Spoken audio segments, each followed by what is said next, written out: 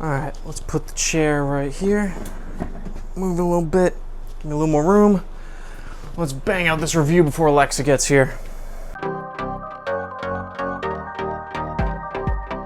Hey there, NetPass buddies, and welcome back to the channel. As always, I'm Ray, and today we're going to be looking at Hustlers. So Hustlers just came out. I wasn't planning on going to see it, but Amanda had nobody to go see the movie with, so she asked me to go with her, and because I'm such a great husband, I decided to go with her, and not terrible, not a bad movie. Maybe loosely based off a popular musical artist's actual actions from years ago. So yeah, that's something you gotta kind of think about when you're watching it. But while I have you here at the beginning of the video, definitely go down and subscribe so you can stay up to date with all the videos that I do put out. And the question this time around is, do you think it's weird if a guy goes to see this type of movie by himself and it's not his job to go and see it? Like I said, man had no one to go with. That's the only reason I really went. It wasn't really on my radar. But, you know, I might know a person who was planning on seeing it by themselves, and me and a couple others advised against it. But I want to know if you guys think it would be weird. After the economic crash of the mid-2000s, a group of strippers come up with a plan to take advantage of the men who have treated them poorly over the years and make a lot of monies at the same time. I really enjoyed the narrative structure of the film, where it's told almost through flashbacks because it's being told as an interview between Constance Wu and Julia Stiles, who's a reporter in the movie. They also use audio cues pretty effectively, where they cut out audio at certain parts and kind of change the audio based on what's going on in the movie. So I really liked that. I thought it was pretty cool. Uh-oh, Alexa's gonna be here in 15 minutes. We gotta speed run this. Speaking of Constance Wu, I thought she was really great in the movie, and my God, was J-Lo good. Their relationship was fantastic, really held the movie together for me.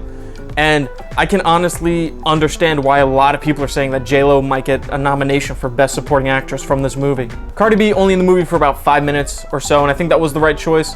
I'm glad they didn't put her more front and center, seeing as this movie's loosely based off what she used to do to some of her clients when she was a stripper. She's good in the movie. She's not a bad actress in her, small part, but I'm just glad they didn't make it more of a glorification of what happened. The rest of the actresses I thought did a great job. But I do want to mention some familiar faces that you get to see in the movie, because whenever I see a familiar face, I get really excited. So for one, we had the older brother from Home Alone. He's in here. That was pretty funny to see. We have the guy from Psych, the first season, who's one of his split personalities is trying to kill him because one of the other ones is trying to get a sex change because the other split personality is a woman. I liked seeing him in here. That was funny. As kind of like a jerk corporate guy who's going in and taking advantage of. I like that. And then of course my man Counselor Jam from Parks and Recs. That was really funny to see him in there. Hey, what's up?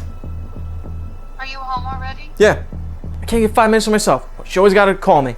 I really like the main family of girls, and I thought they had great chemistry together. I really liked seeing how they figured out their method and their plan in order to extort these corporate guys that aren't the best people, so you don't really feel too bad about it. And I really like how they started to become a family and kind of depend on each other. So now on to the actual drugging of the clients, where I think they did good at first with it, and then, as time went on, they had to, broaden their fishing net, and they kind of started, I guess the best way to describe it would be cold calling.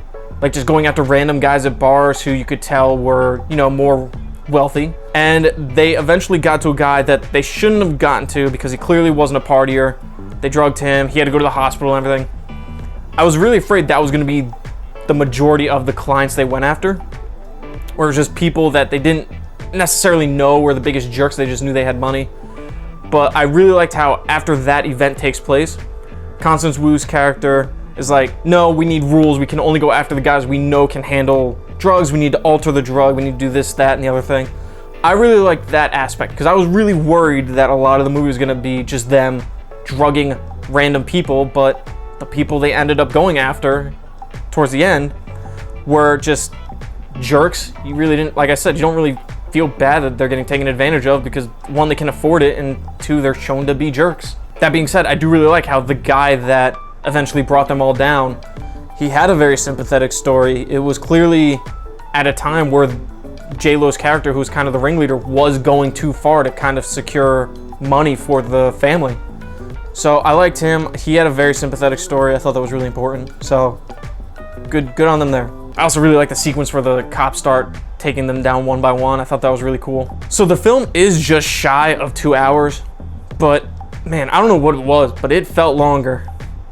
It felt a lot longer. I wouldn't say I was bored at any point in the movie, but I think Amanda summed it up best when she was explaining why she thought it was longer, because there were a lot of sequences where you thought, okay, this is where they're gonna get caught, and then there's just more to the story after that.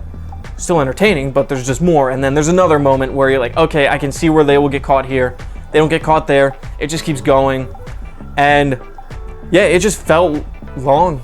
The movie, I think, was absolutely marketed as a comedy, but aside from some funny moments and some funny sequences, it's really a lot more of a drama than anything else. That being said, there are some really funny moments. I like the shot where they're testing out the drug and they do like a little taste, and then the next shot is just a hard cut to them being passed out on the floor for who knows how long. And also all the scenes involving Mr. Brucey, because he was really cute, and I really like how they implemented him in sequences and the way that they shot him, where in the context of what's going on, it's pretty funny. And the last thing that I want to touch on is, for an R-rated movie about strippers, there's a severe lack of nudity. It's not the only reason I saw it, but you know, going in, I wasn't really sure what to expect, seeing as I know a little bit about the backstory of the movie. However, I did find myself enjoying the film. Hustlers gets a 7 out of 10. Leaving the theater, there were people crying, and granted, the ending is pretty touching with how it wraps up. And aside from one actual scene where there is a death, and it's pretty unsettling what they show, didn't really see much to cry over. I think one person clapped during the movie at a joke or a statement that was said. So that's my review for Hustlers. Again, wasn't really planning on seeing the movie, but Amanda needed someone to go with, and I took a bullet for the team. Sort of. It was a fine movie, like I said.